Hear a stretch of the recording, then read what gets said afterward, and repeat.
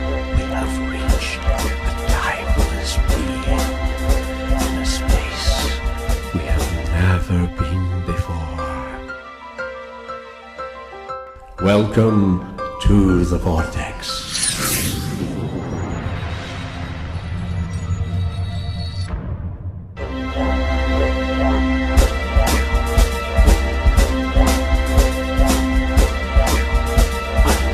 Is it something like 90% of all our thoughts are redundant, repetitive thoughts? Like that? 99. Oh, is it 99? That's depressing. Maybe 99.9.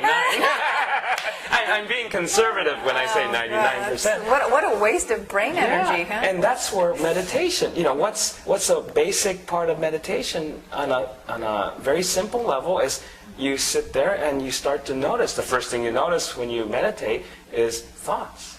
Oh, I'm not comfortable. Right. Yeah. I got it. And so, did I turn off the stove?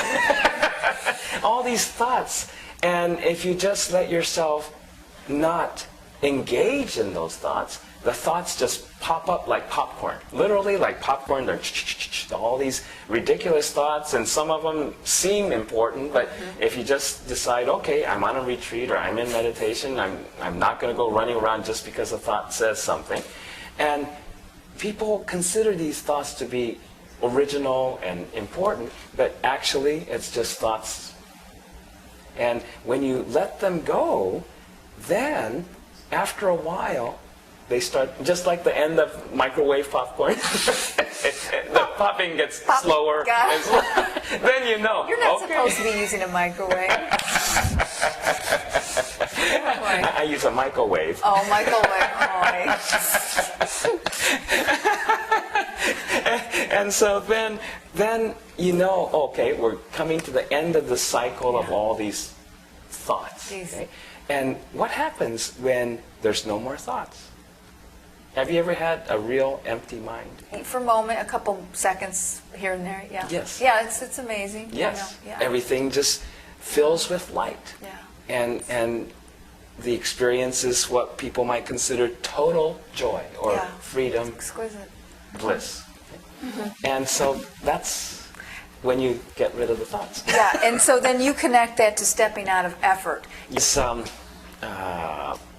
validated and confirmed by the rags to riches stories where this poor person, work hard and day after day and day after day and knocked on every door and then finally, after years of this, boom, they strike it rich. Well, on a spiritual side, you have a similar story, the story of Buddha. And his enlightenment, the earlier part is he practiced all this severe asceticism of the times in India. And he followed various practices, and they were all effort and struggle and everything. And then he got enlightened. So people can equate effort with the business success or effort with enlightenment. But if you really examine both the rags to riches stories and the Buddha's story of asceticism to enlightenment, when did Buddha get enlightened was after all that time of asceticism, it really nearly killed him. Right. And he was so weakened, and then when he realized, oh, this doesn't work. Essentially, I don't know exact thoughts he had, but essentially it was, this is for the birds. And even the birds wouldn't want these. And so once he let go, then he came to the place of the middle path where it's not the extremes of effort or laziness. It's one he let go. And then all of a sudden, when he let go enough, he found this enlightenment. The same with the rags to riches stories. Every rags to riches stories that I explored, yes, that person was in great effort in the beginning. But soon they got smart.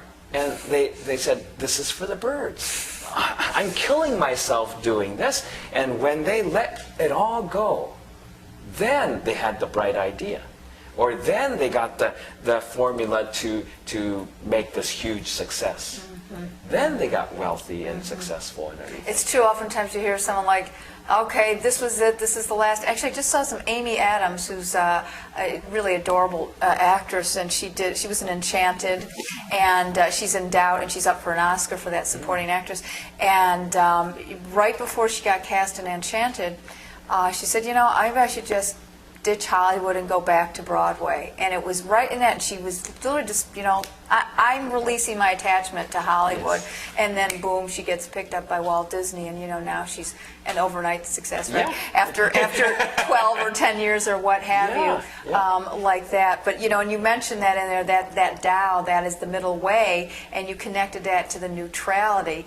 And so then you say, okay, well, how do we get to that? By going and practicing. So let's not put pressure on ourselves and say, okay, we got to be totally neutral. And how about practicing neutrality in any moment, just taking that opportunity to say, okay, in this moment, this situation, I can practice neutrality. And when I'm doing that, that's what we call the middle way, right? Yes, or Jesus called it the straight and narrow path, the same thing. And what is the middle way? Essentially, the middle of what? It's the middle of the dichotomy, positive, negative, night and day, male, female. So neutrality means being able to have this and this. Back to the choices. People look at the positive, negative, here, there, you know, stay, leave. Those are all polarities. And they decide it's either, the situation is either or.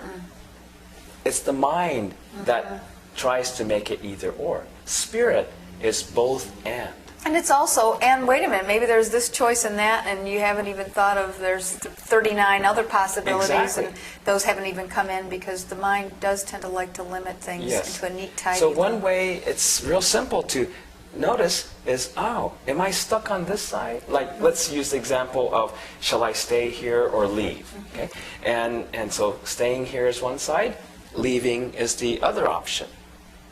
Okay, well, I don't know. If I stay, I'll miss my chance of getting whatever's over there. If I leave, well, I might miss, you know, staying here. So what does that mean? You're on a fence. You're on a maybe. Okay. So then we're stuck. How do we get unstuck? Is, oh, all the excuses, all the reasons why this is better, I have to let go of. All the reasons and excuses and invalidation of why I can't have this, I have to let go of. We start to discover, if we do that enough times, we start to discover, oh, happiness isn't impingent upon this or this. Happiness doesn't depend on these factors. Happiness is inside. So once we realize, oh, it's within me, then if I do this, I'm fine. Just like when I made that decision, if I keep my body, physical body, I'm fine. If I lose my physical body, I'm still fine. If I have a physical body that's totally, incredibly, miraculously, perfectly healthy now, I'm fine. If I find that the physical body's compromised in some way, I'm fine. But what if someone else isn't fine with all those options? That's the problem.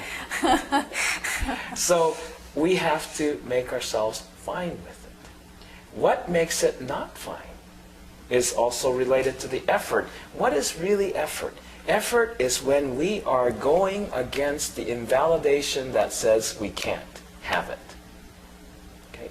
So on a psychic energy level, this is why a lot of people don't understand it. It's because it's not something tangible physically. It's an energy. And that energy, let's say, I'm sure you've had experience where you're with a particular person and you communicate well with most people, but then you're with this one particular person and you can't, you can't even think.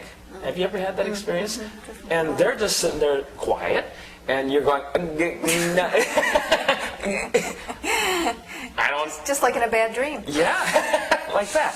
And, well, why does that happen?